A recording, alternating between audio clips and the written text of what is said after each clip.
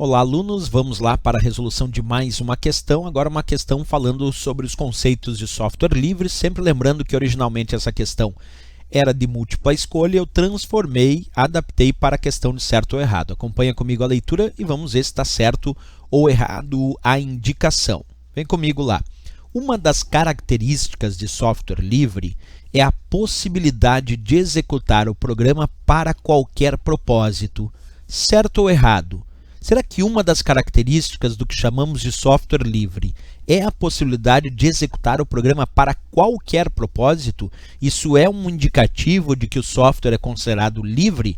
Por exemplo, o sistema operacional Linux é considerado software livre.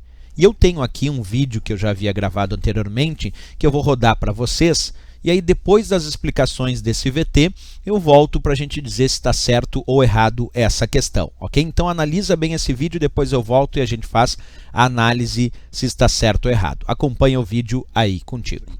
E muitas pessoas, muitas provas de concurso, muitas questões, indicam isso como muito relevante para o estudo. Saber que o Linux é considerado um software livre, diferente do sistema operacional Windows, que é software proprietário. Observa uma diferença importante aí para as provas de concurso. O Windows, da Microsoft, é software proprietário. Proprietário, então, é a Microsoft. Já o Linux, ele é baseado num outro conceito de software, no conceito de software livre. E sobre essa licença chamada GPL, ele é redigido sobre essa licença GPL. Agora, se eu te perguntar por que o Linux é software livre, eu poderia te dizer basicamente que ele apresenta algumas liberdades se comparado a um software que não é livre. Vamos verificar as principais liberdades de um software livre do qual o Linux faz parte, né? Então, uma primeira liberdade seria executar como você desejar.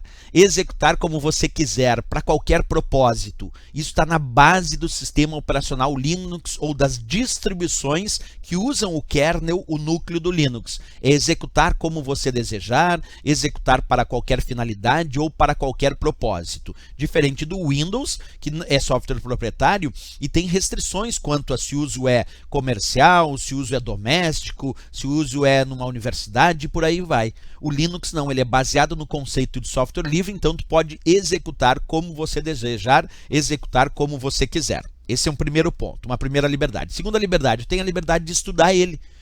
Professor, como assim liberdade de estudar? O código-fonte. Uma premissa para essa liberdade é te dar acesso ao código-fonte. Isso quer dizer que no Linux tu pode acessar o código-fonte dele. O que é o código-fonte? São os códigos de programação que foram utilizados para criar aquele sistema operacional. Quando uma distribuição Linux que usa o kernel do Linux, usa o núcleo do Linux, é dita distribuição Linux, seja qual for, ela te dá acesso ao código-fonte. Tu pode acessar os códigos de programação que foram utilizados para criar aquele programa e com isso tu pode estudar como aquele programa foi feito. Isso também é uma liberdade importante, né? Outra liberdade que eu acho fantástica, redistribuir cópias. No caso do Linux ou de uma distribuição Linux, tu pode redistribuir cópias, tu pode fazer cópias dessa distribuição e distribuir e redistribuir à vontade, porque tu é livre para isso, tu pode redistribuir cópias deste software. Isso também é bem relevante e importante. Outra coisa que é, em termos de liberdade, é fantástico em relação ao Linux, e por isso ele é software livre, porque tu pode, além de acessar esse código-fonte, tu pode modificar e distribuir cópias destas versões modificadas. Então, tu imagina que eu modifico uma determinada distribuição Linux, coloco outros recursos, outros códigos de programação adicional, criando novas ferramentas, novas aplicações, e agora eu posso redistribuir essas versões modificadas. Isso é uma liberdade, a liberdade de modificar e distribuir cópias destas versões modificadas. Percebe que a ideia de traduzir o Linux como software livre não está atrelada à questão da gratuidade ou de pagamento. Quer dizer, não está descrito que é livre porque é gratuito. Não é isso. Ele não é software livre porque é gratuito. Não é essa a premissa. Ele é software livre porque tu pode executar como desejar para qualquer propósito, pode estudar e por isso tem acesso ao código-fonte. Isso tem acesso ao código-fonte, tranquilo, tu pode até modificar e distribuir novas cópias dessas modificações.